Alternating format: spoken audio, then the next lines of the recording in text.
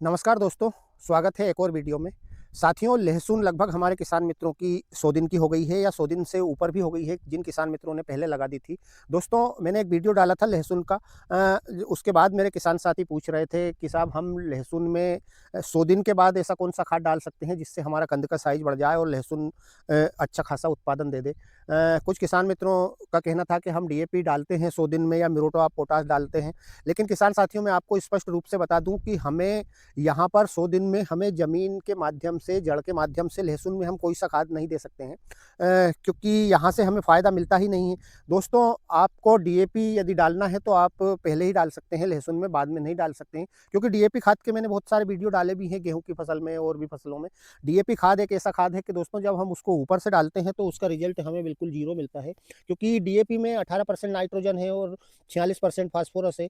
तो हमें फास्फोरस का लाभ मिलता नहीं है, क्योंकि डीएपी खाद एक ऐसा खाद है जो बिल्कुल जड़ क्षेत्र में जाएगा, अंदर ज़मीन में दबेगा, तो ही हमें फ़ायदा देगा। कोई सी भी फसल ले लीजिए आप, लहसुन से ही मतलब नहीं है। और जो 18% नाइट्रोजन है उसका थोड़ा बहुत हमें लाभ मिलता है सिर्फ़ बस। तो दोस्तों, मैं आपको बता दूँ कि यहाँ पर हमें डीएपी का इस्तेमाल बिल्कुल भी नहीं करना चाहिए। म्यूरेट ऑफ पोटाश भी आप 100 दिन के बाद लहसुन की फसल में मेरे हिसाब से ना ही डालें तो अच्छा है, क्योंकि उसका रिज़ल्ट हमें बहुत लेट मिलता है।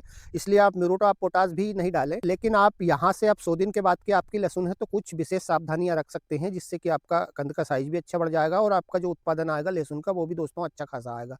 तो साथियों, इसमें हमें जो भी चीज़ें डालना है यहाँ से फोलियर स्प्रे के माध्यम से हमें डालना है, क्योंकि पहले हमने जो खाद डाला है या तो बेसल डोज में डाला है या फिर हमने और बाद में जो भी पहली दूसरी सिंचाई करी थी, तीसरी सिंचाई करी थी, उसमें भी खाद डाला है। क्योंकि किसान साथी अधिकतर लहसुन पे ध्यान देते हैं और भर-भर कर खाद डालते हैं, यानी कि ज़रूरत से ज़्यादा खाद डाल देते हैं, तो हमारी ज़मीन में फास्फोरस, पोटाश सब कुछ पड़ा हुआ है। तो हमें इस टाइम पे अब खाद नहीं डालना चाहिए।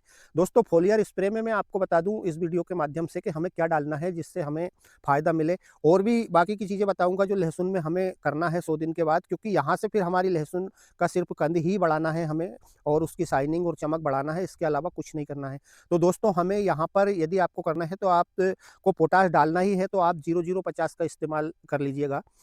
1 किलो प्रति एकड़ के हिसाब से 0050 डालिए आप, और उसमें 100 ग्राम बोरोन भी मिला ऐड कर सकते हैं। उसका भी दोस्तों आपको लाभ मिलेगा। आपका जो कंद का लहसुन में, जो हमारी लहसुन में कंद बनता है, उसकी शाइनिंग बनेगी, उसमें चमक अच्छी आएगी। तो दोस्तों, कहीं न कहीं हमें रेट अच्छा मिलेगा।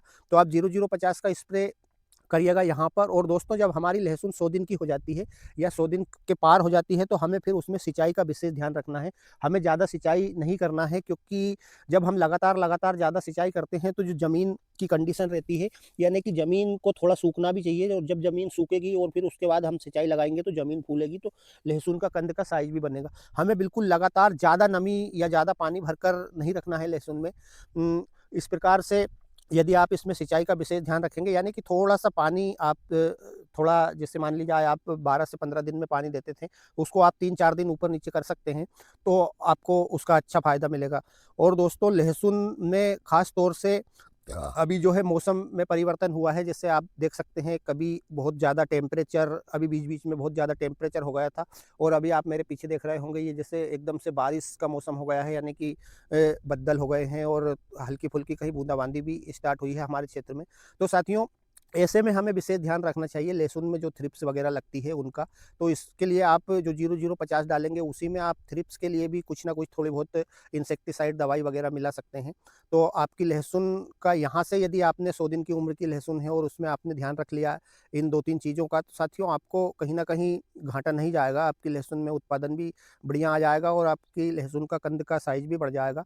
और एक और चीज़ मैं आपको बता दूँ दोस्तों कि यदि लहसुन ने ऊपर से ग्रोथ ले ली है, इसमें होता क्या है कि मैंने देखा है कि कब बहुत सारे किसान मित्र लहसुन में नाइट्रोजन का प्रयोग करते हैं, यानी कि यूरिया।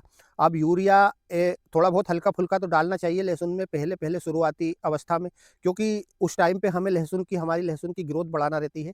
लेकिन अब जब 90 और 100 दिन की लहसुन हो गई है तो यहाँ पर ऑलरेडी इतनी ग्रोथ है लहसुन की, तो उसमें हमें विशेष तौर से उसकी ग्रोथ को रोकना अनिवार्य है, क्योंकि जब हम लहसुन की ग्रोथ रोकते हैं, यानी कि जो ऊपर से ग्रोथ लेती है वो अंदर उसका कंद का साइज़ उतना बन नहीं पाता है।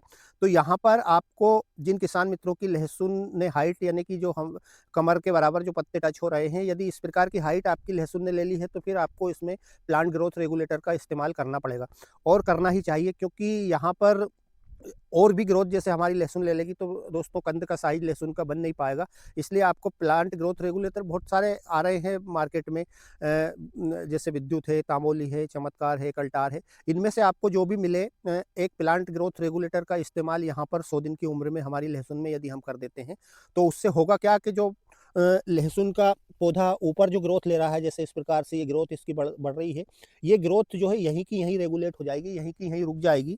तो इसका रुकने से फिर जो लहसुन पूरा ताकत कंद बनाने में लगाएगी। तो इस प्रकार से आप ये 2, 3, 4 चीज़ें हैं दोस्तों, यदि आप इनका प्रॉपर ध्यान रख लेते हैं 100 दिन में लहसुन में, तो फिर आपका उत्पादन अच्छा खासा आ सकता है। लहसुन का कंद का साइज़ भी अच्छा खासा बन सकता है।